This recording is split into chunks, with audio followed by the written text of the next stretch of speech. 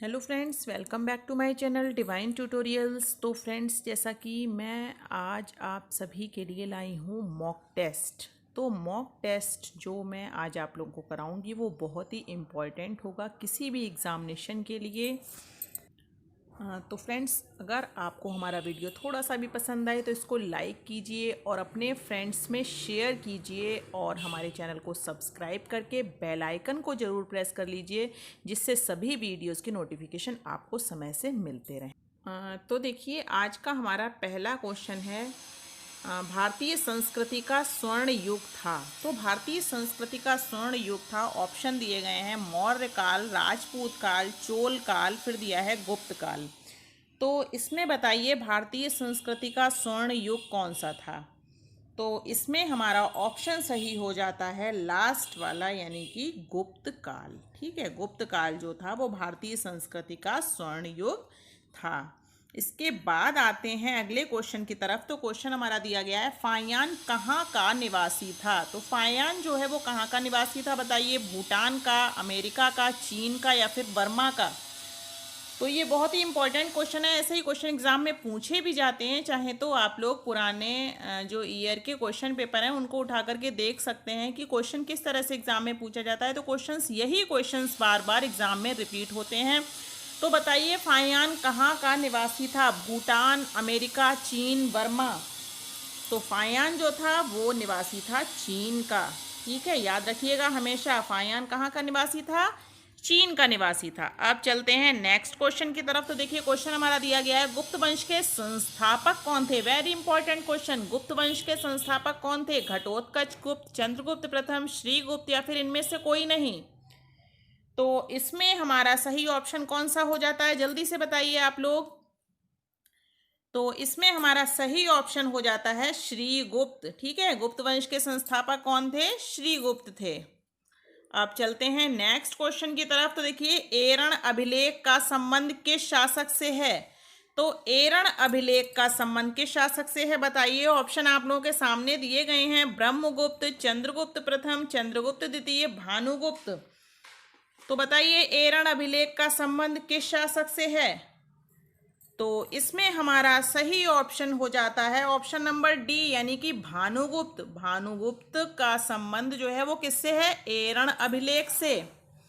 अब चलते हैं अगले क्वेश्चन की तरफ। कुमार संभव महाकाव्य किस कवि ने लिखा। तो बताइए आप लोग, कुमार संभव महाकाव्य किस कवि ने लिखा। इसमें तो शायद ऑप्शन की भी जरूरत नहीं पड़नी चाहिए, तो लेकिन फिर भी ऑप्शन दिए गए हैं। अब आप लोग बता सकते हैं इसमें कौन सा ऑप्शन सही हो सकता है। कुमार संभव जो महाकाव्य है वो किस कवि ने लिखा है। बाणभट्ट, चंद्रवरदाई, हरिश्चंद्र या फिर कालिदास।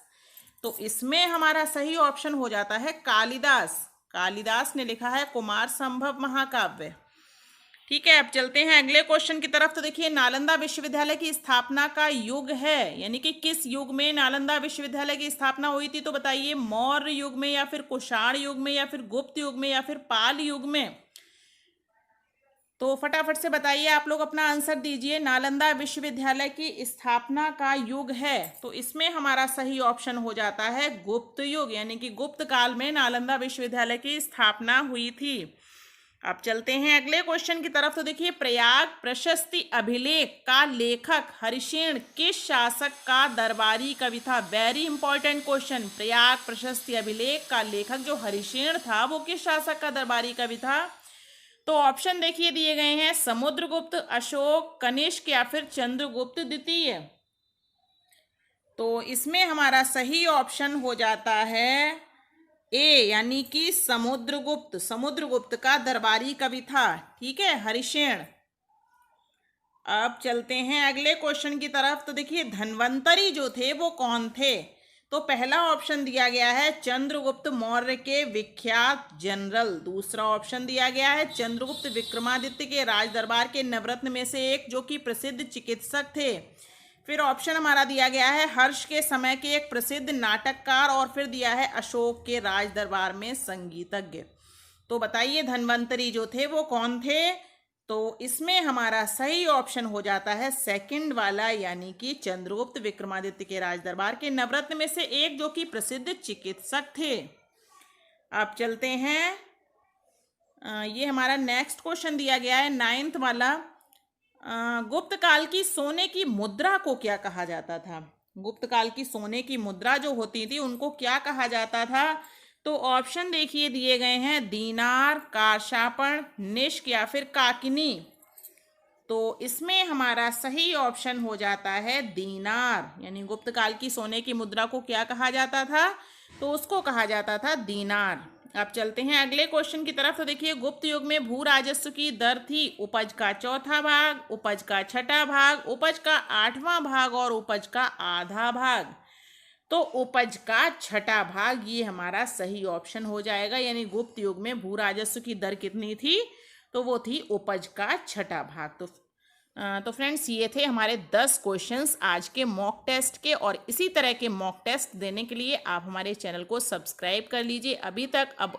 अगर आपने हमारे चैनल को सब्सक्राइब नहीं किया है तो इसी तरह के वीडियोस और हर संडे को मॉक टेस्ट देने के लिए चैनल को सब्सक्राइब करके पास में लगे बेल आइकन को प्रेस कर लीजिए, जिससे सभी वीडियोस के डेली नोटिफिकेशन आपको समय से मिलते रहें। Thank you.